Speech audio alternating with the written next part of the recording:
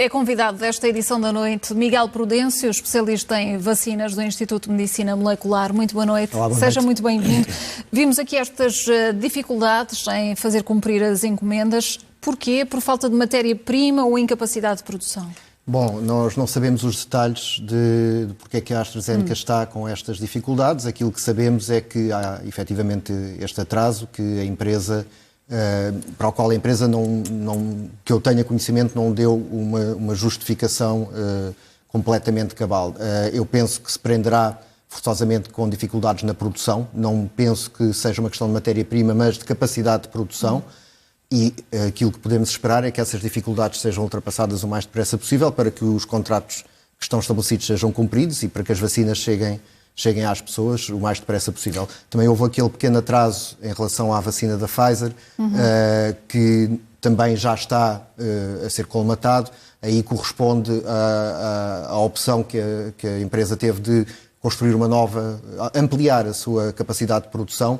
E eu espero que isso depois também se reflita numa capacidade de produzir em maior quantidade, que neste momento será tudo aquilo de que necessitamos, é que haja capacidade de produção em grandes quantidades. Mas é possível, como fez crer, no fundo, a Comissária da Saúde, que a indústria esteja de alguma forma a desviar ou a vender para outros países? Bom, eu sobre isso não me posso pronunciar, porque esses contornos, digamos, menos transparentes podem porventura existir. Agora são questões já do foro político e que eu, muito sinceramente, não lhe consigo responder.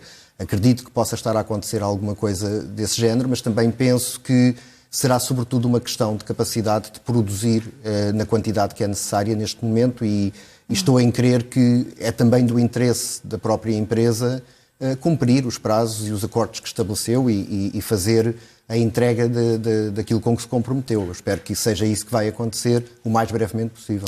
Miguel Prudêncio, faz hoje precisamente um mês que arrancou o plano de vacinação em Portugal. Que balanço é que faz?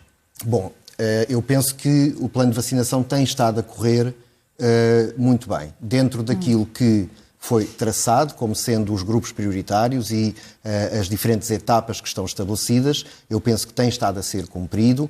Se nós olharmos para os números de pessoas vacinadas por 100 habitantes em diferentes países, Portugal está extremamente bem colocado. A última vez que eu olhei para esse gráfico estávamos, penso que em terceiro ou quarto lugar em termos do país que mais pessoas por habitante tem vacinado.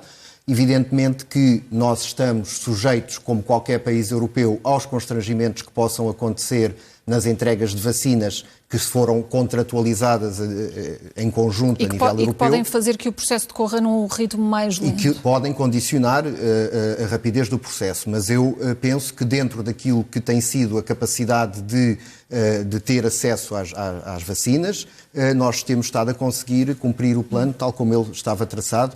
E penso que não há razões para pensarmos que há algum problema de maior a acontecer no plano de vacinação, tal como ele está a acontecer. Não há razões para críticas, como ouvimos de alguns médicos, de falta de transparência, do facto do processo não estar bem organizado? Bom, mais uma vez, este é o tipo de processos em que é sempre muito fácil encontrar pormenores, alguns detalhes que possam não estar a decorrer da forma mais perfeita possível, mas eu penso que, na generalidade, o processo está a decorrer de forma adequada, portanto, iniciou-se na data prevista, já houve pessoas que já tomaram a segunda dose da vacina, portanto, o calendário está a ser cumprido, tanto quanto sabemos, dentro do que estava previsto e dentro das eventuais contingências impostas pela disponibilidade das vacinas e pela entrega dessas vacinas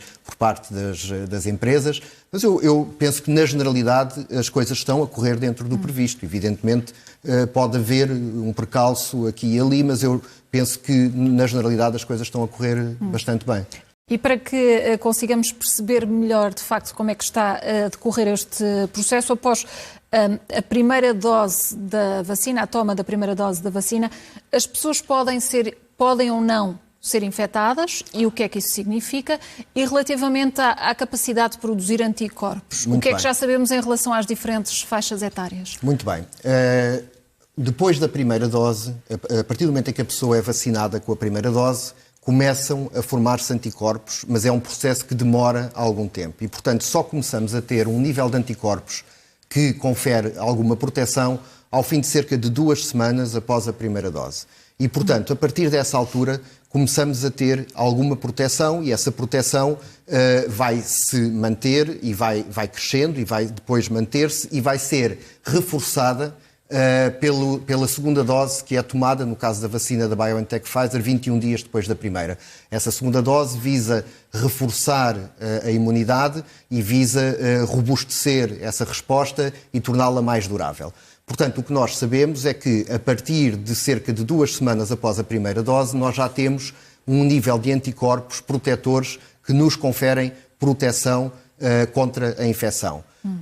Não acontece essa proteção, esses anticorpos não existem em quantidade suficiente para serem protetores antes dessas 2 semanas. Daí poder acontecer, como já aconteceu, pessoas serem infectadas, por exemplo, 1 semana depois de terem tomado a primeira dose, porque nessa altura ainda não há uma resposta imunitária, ainda não temos níveis de anticorpos que sejam protetores.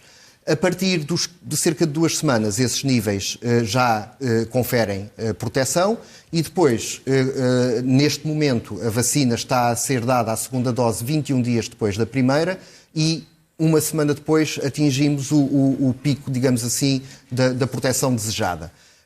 Em relação a esta questão dos 21 dias, neste momento, esse é o esquema vacinal que está em prática, mas a Agência Europeia do Medicamento já se pronunciou sobre a possibilidade de eventualmente alargar esse prazo até aos 42 dias, sem perda de eficácia. Portanto, atualmente estamos a fazer os 21 dias, que é o esquema vacinal que foi avaliado em ensaios clínicos e que foi determinado inicialmente, mas já sabemos agora que se esse prazo for alargado um pouco mais, não há perda de eficácia.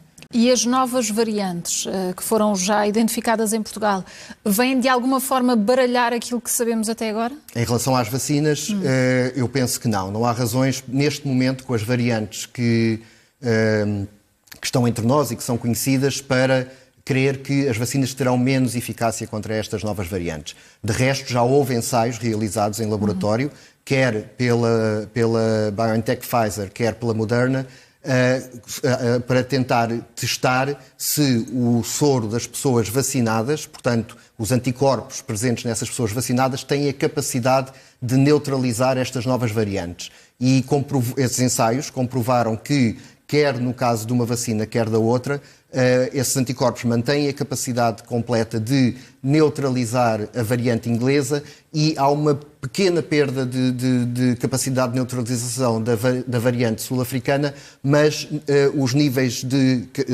anticorpos neutralizantes continuam a ser suficientes para conferir essa proteção. Como dizia o vosso convidado há pouco, o problema que pode eventualmente vir a acontecer, mas que não é o que temos em mãos neste momento, é o vírus sofrer mutações adicionais que o tornem capaz de escapar às vacinas de que dispomos neste momento. Mas uma das grandes vantagens da tecnologia em que estas vacinas se baseiam é a sua adaptabilidade.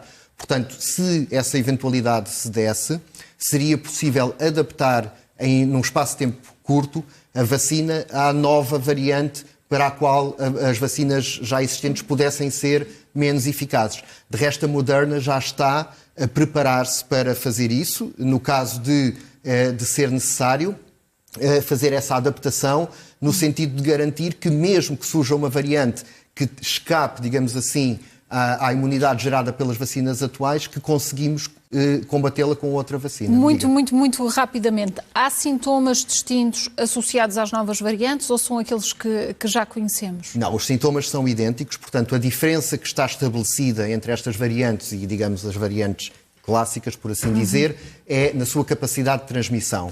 Em termos de sintomas, são em tudo semelhantes.